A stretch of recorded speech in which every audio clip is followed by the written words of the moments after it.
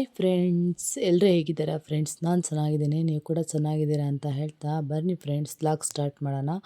ಇವತ್ತು ಮಕರ ಸಂಕ್ರಾಂತಿ ದಿನ, ಹಂಗಾಗಿ ನಮ್ಮನೆಯವ್ರು ಪೂಜೆ ಮಾಡ್ತಾಯಿದ್ರು. 7 ಗಂಟೆ ಅಷ್ಟೊತ್ತಿಗೆಲ್ಲ ನಮ್ಮದು ಪೂಜೆ ಮುಗಿಬೇಕು ಅಂತ ನೆನ್ನೆನೇ ಮಾತಾಡ್ಕೊಂಡಿದ್ವಿ. ಹಾಗಾಗಿ ಇನ್ನು ಟೈಮ್ ಬಂದು 6:30, ಹಾಗಾಗಿ ಪೂಜೆ ಮುಗಿಸ್ತಾಯಿದ್ರು. ನಾನು ಪೂಜೆಗೆ ಏನೇನು ಬೇಕೋ ಅದೆಲ್ಲ ಹೊಂದಿಸ್ಕೊಟ್ಟಿದ್ದೆ ನಮ್ಮ ಮನೆಯವ್ರಿಗೆ. ಹಂಗಾಗಿ ನಮ್ಮ ಮನೆಯವರೇ ಪೂಜೆ ಮಾಡಿಬಿಡಲಿ, ನಾನು ಸಂಜೆ ಆದರೆ ಮಾಡೋಣ, ಇಲ್ಲಾಂದರೆ ಮಗ ಮಾಡಲಿ ಅಂತ ಹೇಳಿಬಿಟ್ಟು ನಮ್ಮ ಮನೆಯವ್ರಿಗೆ ಪೂಜೆ ಮಾಡೋಕ್ಕೆ ಹೇಳ್ತಿದ್ದೆ. ಹಂಗಾಗಿ ಮಾಡ್ತಿದ್ದಾರೆ ನಮ್ಮ ಮನೆಯವರು. ಮಕ್ಕಳು ಫ್ರೆಂಡ್ಸ್ ಜೊತೆ ಆಟ ಆಡೋಕ್ಕೆ ಹೋಗಿದ್ರು. ಹಂಗಾಗಿ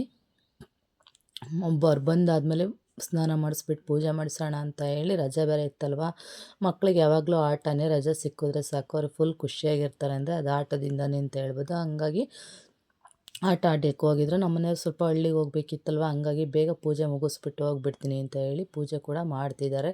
ಸಿಂಪಲಾಗೆ ಮಾಡೋದು ನಾವು ಯಾವಾಗಲೂ, ಹಂಗಾಗಿ ಸಿಂಪಲಾಗಿ ಮಾಡಿದ್ವಿ, ಪೂಜೆ ಮಾಡ್ತಿದ್ದಾರೆ ನಮ್ಮ ಮನೆಯವರು. ನೋಡಿ, ಈ ರೀತಿ ರೆಡಿ ಮಾಡಿದ್ದೆ ಅಷ್ಟೇ ನಾನು.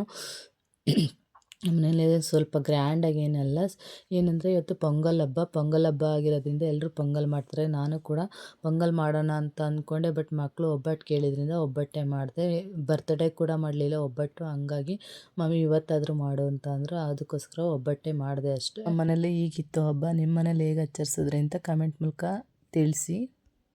ನೆಗಡಿ ಕೆಮ್ಮು ಆಗಿರೋದ್ರಿಂದ ಹುಷಾರು ಬೇರೆ ಇರಲಿಲ್ಲ, ಹಂಗಾಗಿ ಅವರೇ ಮಾಡಲಿ ಅಂತ ಹೇಳಿ ಸುಮ್ಮನಾಗಿದ್ದೆ.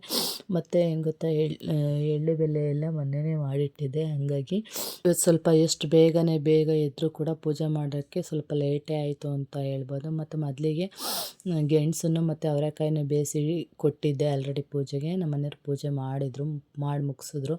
ಮತ್ತು ಒಬ್ಬಟ್ಟು ಮಾಡ್ಕೊಂಬಿಡೋಣ ಅಂತ ಹೇಳಿ ಮಕ್ಕಳು ಆಟ ಆಡೋಕ್ಕೆ ಹೋಗಿದ್ರಲ್ವ, ಅವ್ರಿಗೆ ಚಿತ್ರಾನ್ನ ಮಾಡಿ ರೆಡಿ ಮಾಡಿ ಕೊಟ್ಬಿಟ್ರೆ ಮಕ್ಕಳು ಸ್ವಲ್ಪ ತಿನ್ಕೊಂಡು ಸ್ನಾನ ಮಾಡಿಬಿಟ್ಟು ಪೂಜೆ ಮಾಡ್ತಾರೆ ಅನ್ನೋ ಒಂದು ಕಾರಣಕ್ಕೆ ನಾನು ಫಸ್ಟು ಬೇಳೆ ಬೇಯಿಸಿ, ಬೇಳೆ ಬೆಂದಾದಮೇಲೆ ಬೆಲ್ಲ ಮತ್ತು ಕಾಯಿ ಒಬ್ಬಳೇ ರೆಡಿ ಮಾಡ್ಕೊಬೇಕು. ಹಂಗಾಗಿ ಸ್ವಲ್ಪ ರಿಸ್ಕೇ ಆಯಿತು ಅನ್ಬೋದು.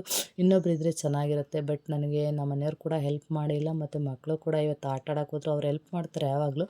ಇವತ್ತೇನೆಂದರೆ ಸ್ವಲ್ಪ ಆಟದ್ದು ಜಾಸ್ತಿ ಇದ್ದಿದ್ದರಿಂದ ಹಂಗಾಗಿ ಹುಡುಗರು ಬಂದಿದ್ರೆ, ಹಂಗಾಗಿ ಬೆಳಗ್ಗೆ ಬೇಗ ಹೋಗ್ಬಿಟ್ರು. ಅದಕ್ಕೆ ನಾನೇ ಮಾಡ್ಕೊತಾ ಇದ್ದೀನಿ ಅಷ್ಟೇ. ಮತ್ತು ಬೆಲ್ಲ ಬೇಳೆ ಜೊತೆಗೆ ನೀಟಾಗಿ ಅದು ಪಾಕ ಬರಬೇಕು. ಅದು ಪಾಕ ಬಂದಾದಮೇಲೆ ಏಲಕ್ಕಿ ಕೂಡ ಮಿಕ್ಸ್ ಮಾಡ್ಕೊಂಡು ರೆಡಿ ಮಾಡ್ಕೊಂಡೆ. ಮತ್ತು ಅದು ಆರಿದಾದ್ಮೇಲೆ ಹೂರಣ ಕೂಡ ರುಬ್ಬಿ ರೆಡಿ ಮಾಡಿದೆ, ನೋಡ್ತಿದ್ದೀರಾ ಅನಿಸುತ್ತೆ. ಮತ್ತು ಮೈದಾ ಹಿಟ್ಟು ಕೂಡ ಮಿಕ್ಸ್ ಮಾಡ್ಕೊಂಡಿದ್ದೆ ಅದಕ್ಕಿಂತ ಮುಂಚೆ, ಯಾಕೆಂದರೆ ಒಂದು 2 ಅವರ್ಗೆ ಮುಂಚೆನೇ ಮೈದಾ ಹಿಟ್ಟನ್ನ ಕಲಸಿಟ್ಬಿಟ್ರೆ ನೀಟಾಗಿ ನಾವು ಒಬ್ಬಟ್ಟು ಮಾಡೋ ಟೈಮಿಗೆ ಕರೆಕ್ಟಾಗಿ ರೆಡಿ ಆಗುತ್ತೆ ಹಿಟ್ಟು ಅನ್ನೋ ಒಂದು ಕಾರಣಕ್ಕೆ ಮುಂಚೆನೇ ಕಲಸಿಟ್ಬಿಟ್ಟೆ. ಮತ್ತು ಒಬ್ಬಟ್ಟು ಕೂಡ ರೆಡಿ ಮಾಡಿದೆ. ಈ ವಿಡಿಯೋದಲ್ಲಿ ಒಬ್ಬಟ್ಟು ತಟ್ಟೋದನ್ನು ಕೂಡ ಹಾಕಿದ್ರೆ ವಿಡಿಯೋ ಲೆಂತಿ ಆಗುತ್ತೆ ಅಂತ ತೋರಿಸಿಲ್ಲ ಅಷ್ಟೇ. ಮತ್ತು ಸಾಂಬಾರಿಗೆ ಎಣ್ಣೆ ಹಾಕಿ ಬಾಣಲಿ ಒಳಗಡೆ ಎಣ್ಣೆ ಹಾಕ್ಬಿಟ್ಟು, ಎಣ್ಣೆ ಬಿಸಿ ಆದಮೇಲೆ ಜೀರಿಗೆ, ಬೆಳ್ಳುಳ್ಳಿ, ಈರುಳ್ಳಿ, ಒಣಮೆಣ್ಸಿನ್ಕಾಯಿ, ಕಾಯಿ ಮತ್ತು ಕೊತ್ತಂಬರಿ ಸೊಪ್ಪು, ಲಾಸ್ಟಲ್ಲಿ ಬೇಳೆ ಹಾಕ್ಕೊಂಡು ಫ್ರೈ ಮಾಡ್ಕೊತಾ ಇದ್ದೀನಿ. ನೀಟಾಗಿ ಹಸಿ ವಾಸನೆ ಹೋಗೋವರೆಗೂ ಫ್ರೈ ಮಾಡಬೇಕು. ಇದು ಫ್ರೈ ಮಾಡಲಿಲ್ಲ ಅಂದರೆ ಸಾಂಬಾರು ಚೆನ್ನಾಗಿ ಬರೋಲ್ಲ.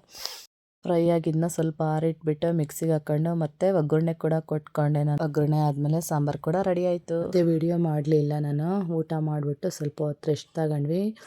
ಸಂಜೆ ನೋಡ್ಕೊಳೋಣ ಅಂತ ಹೇಳಿಬಿಟ್ಟು ಸಂಜೆ ಕ್ಲಿಪ್ಪಿಂಗ್ ಇದು. ಸಂಜೆ ಬಂದು ಪೂಜೆ ಮಾಡಿದ್ದೆ ನಾನೇ ಆಲ್ರೆಡಿ. ಮತ್ತು ನನ್ನ ಮಗ ಕೂಡ ಮಾಡ್ದೆ ಪೂಜೆ.